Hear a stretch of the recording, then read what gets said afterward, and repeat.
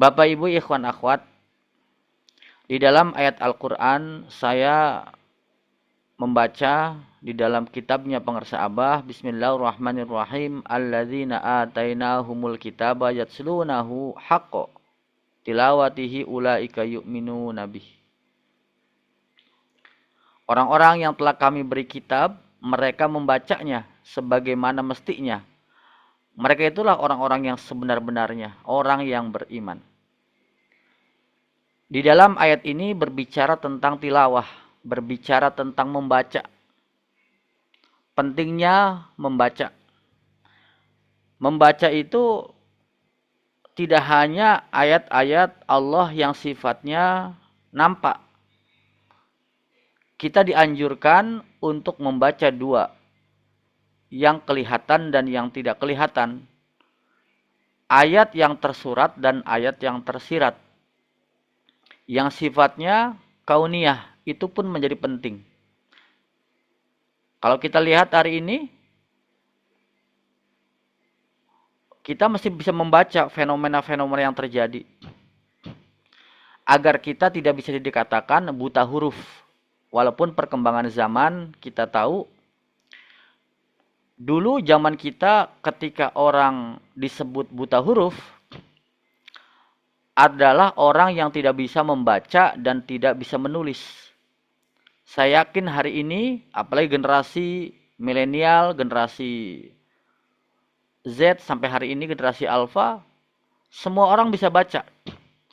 Tetapi ada satu pakar mengatakan bahwa abad 21 ke sini disebut buta huruf atau tidak bisa membaca, itu adalah bukan berarti dia tidak bisa membaca dan tidak bisa menghitung angka, tetapi tidak bisa membaca apa yang harus dia baca. Kalau orang mengatakan, saya sering baca WA group, saya sering baca story WA, saya sering baca tulisan-tulisan hoax, ini belum bisa baca, masih buta huruf. Disebut membaca itu adalah apa yang harus kita baca secara referensi, secara ilmu. Tidak mengikuti algoritma, kalau katakanlah media sosial, kalau katakanlah dunia internet. Tetapi apa yang kita butuhkan untuk kepentingan kita, kita baca. Itulah disebut membaca. Bahasa lain literasi. Nah, di dalam kitab Fadlul Syuhur, Abah berbicara tentang at-tilawah, membaca. Artinya membaca tidak hanya yang sifatnya tersurat, tetapi juga yang tersirat. Fenomena alam hari ini, kenapa terjadi banjir, kenapa terjadi longsor, kenapa terjadi ini, itu, segala macam. Kita mesti membaca. Ada satu peristiwa yang mesti kita baca yang sifatnya adalah kauniyah. Mungkinkah hutannya bermasalah? Mungkinkah sampah-sampahnya bermasalah? Itu membaca. Seorang sufi adalah orang yang peka, orang yang peduli. Tidak ignorant gitu ya. Tidak harus peduli gitu. Pengarsa Abah sangat peduli. Nah, kita tidak hanya membersihkan hati kita, justru bentuk kebersihan hati kita adalah kita harus dua-duanya. Maka apa? Kita wudhu secara fisik. Kita wudhu secara batin, kita zikir. Kita bersihkan fisik kita dengan wudhu, dengan mandi taubat. Hati kita pun dibersihkan. Artinya Abah adalah orang yang suka keseimbangan. Mursyid yang menyukai keseimbangan. Kebersihan lahir dan batin. Nah, demikian membaca. Membaca lahir dan batin. Bapak Ibu ikhwan akhwat, guru-guru kita adalah mursyid yang suka membaca. Membaca ayat-ayat Allah, membaca Al-Quran, membaca kitab-kitabnya. Saya pernah melihat langsung pengarsa Abah dari jam 3 sampai subuh membaca. Kemudian waktu duha membaca. Beliau ambil pulpen, dicoret-coret, ditanda-tanda gitu. Artinya apa? Beliau sangat menyimak dari semua yang beliau baca, kemudian dikasih tanda gitu. Saya pernah punya kesempatan di masa Abah Anom, oleh Umi Abah Anom diajak masuk ke ruang perpustakaannya Abah Anom. Di dalam rumahnya ada kitab-kitab dalam rak. Iseng saya ambil satu kitab, langsung saya buka. Masya Allah. Di situ saya melihat setiap lembaran kitab itu ada coretan-coretan. Di sampingnya kadang ditambahin Al-Quran, kadang ditambahin hadis, kadang ditambahin makalah-makalah.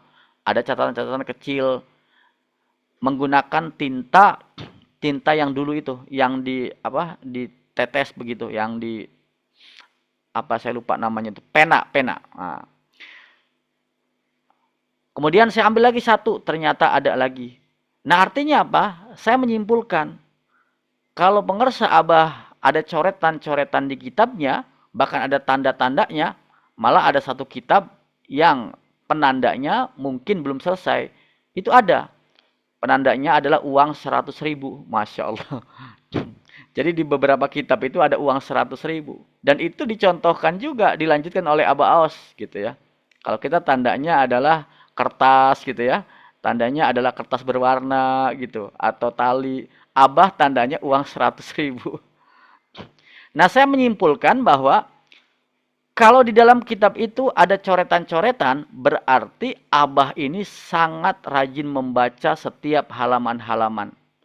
Nah, jadi bisa dicontohkan.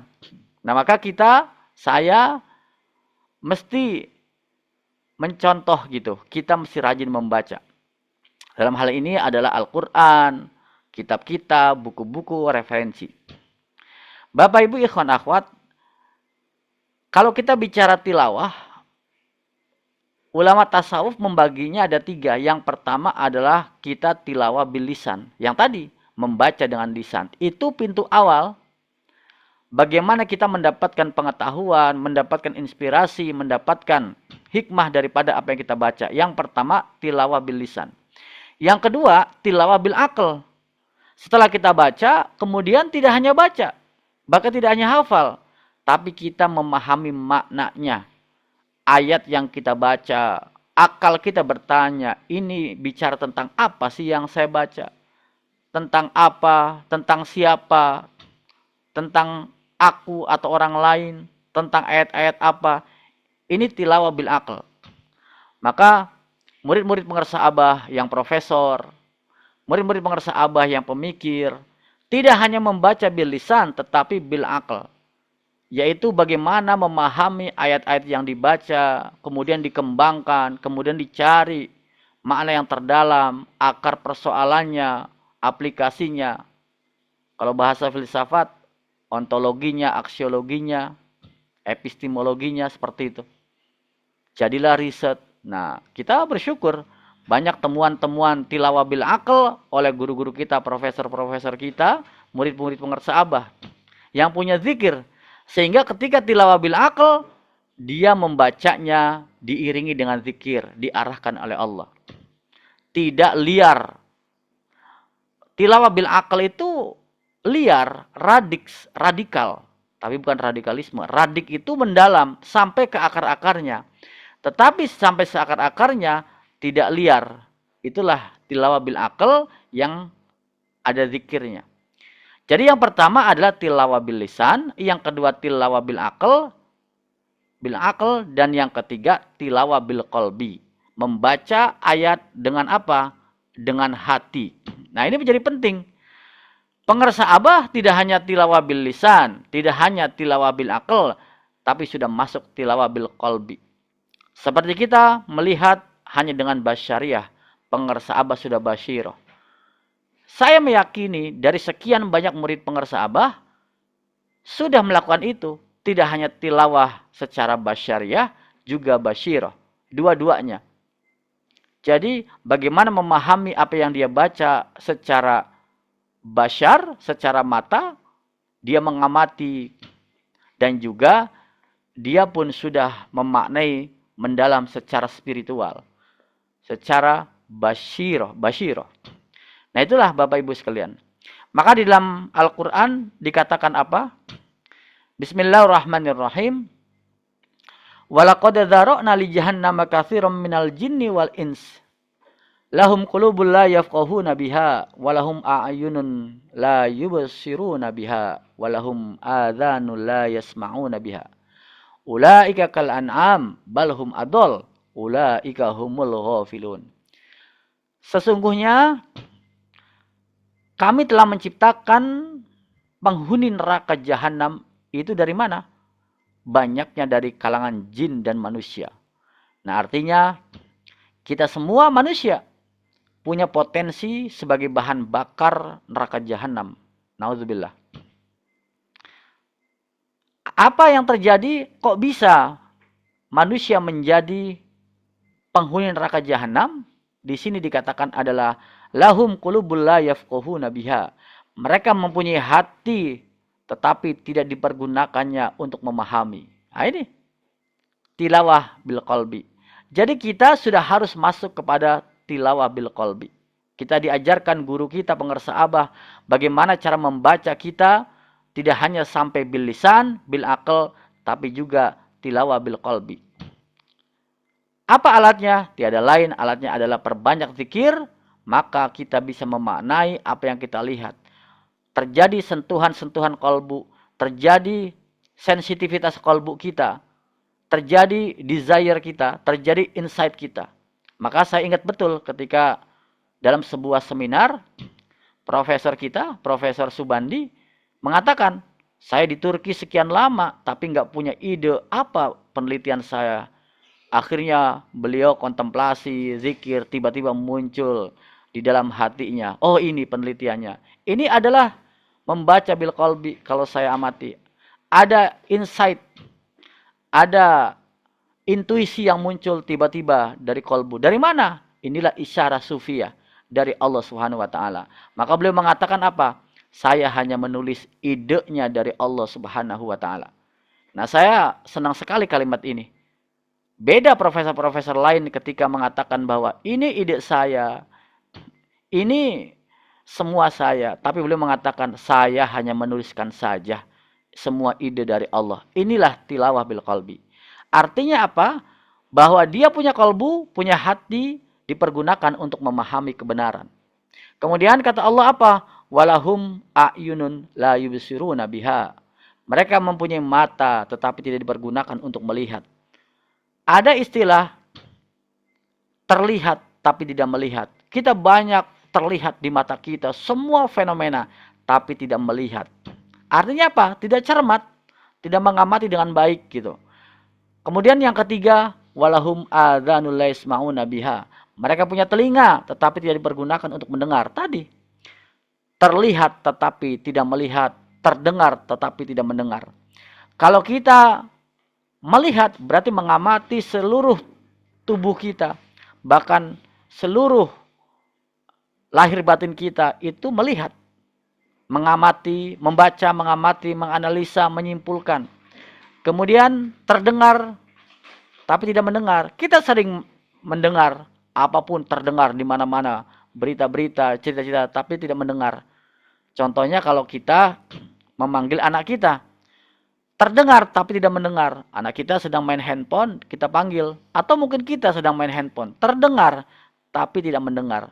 Terdengar orang berbicara samping kanan kiri kita, tetapi tidak mendengar. Artinya tidak mindful, tidak mengoptimalkan semua pendengaran kita sehingga kita mengamati apa yang dengar. Nah, jadi inilah calon-calon kompetensi, potensi-potensi bisa menjadi penghuni neraka jahanam sebagai bahan bakar. Nah, maka kita bersyukur Bapak Ibu ikhwan akhwat, kita diajarkan guru kita, tilawah inilah. Kita mesti punya hati kita gunakan, kita mesti punya mata kita gunakan, kita mesti punya telinga kita gunakan dengan sebaik-baiknya. Kita baca tanbih, kita baca manqobah, kita baca uqudul juman, kita baca gitu. Kita baca sabda-sabda mursyid. Kita baca amaliyah khotaman kita. Kalau tidak hafal, baca saja tidak apa-apa. Hafal dan baca itu adalah sama bilisan. Kemudian kita pahami tawasul kita pahami tanbih kita pahami manqobah kita. Lebih dalam bil akal. Kenapa Abah menganjurkan khotaman, manakib, pentingnya luar biasa. Ada apa di situ di dalamnya? Kenapa Syekh Mursyid kalimatnya adalah la ilaha illallah? Karena ternyata ini adalah kalimat yang diucapkan oleh tidak hanya kita, oleh Kanjeng Nabi Muhammad SAW. Pantas saja kita semua harus mengucapkan la ilallah. Kenapa nggak zikir lain? Kenapa nggak kalimat zikir lain? Ini sudah ramuannya, rumusnya. Seorang syekh merumuskan, Syekh Abdul Qadir, bagaimana qadiriyahnya. Imam An-Naqsyabandi merumuskan bagaimana zikir khafinya. Ini adalah formula yang luar biasa yang dirumuskan bagaimana kita dengan zikir ini menjadikan diri kita selamat dunia akhirat. Yaitu kalimatnya la ilaha illallah dan ismu zikrillah yang ditanamkan dalam kalbu kita. Ini kita memaknai bil akal kita. Kemudian lebih masuk kita merasakan. Kita rasakan nikmatnya kita zikir la ilaha illallah. Setiap pada sholat, setiap kita waktu sholat, gerakan badan kita. Abah selalu mengatakan gerakan badan. Agar apa? Agar kita merasakan nikmatnya zikir.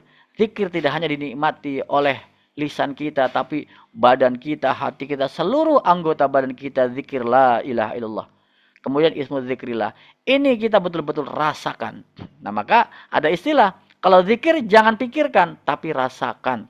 Kalau pikirkan, itu bukan areanya. Nah jadi itulah tahapan-tahapan bagaimana setelah kita baca, kemudian kita maknai, baru kita rasakan.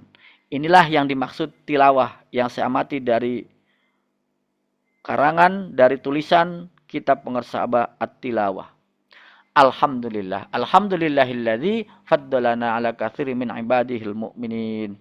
Senantiasa kita semua diberikan karomah Abah terus bisa membaca baik bil lisan, bil akal dan bil qalbi. Amin ya Allah. Al-Fatihah.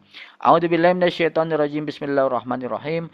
Alhamdulillahirabbil alamin arrahmanirrahim maliki yaumiddin. Iyyaka na'budu wa iyyaka nasta'in. Ihdinas siratal mustaqim. Siratal ladzina an'amta 'alaihim ghairil maghdubi 'alaihim waladdallin. Amin. Terima kasih. Wassalamualaikum warahmatullahi wabarakatuh.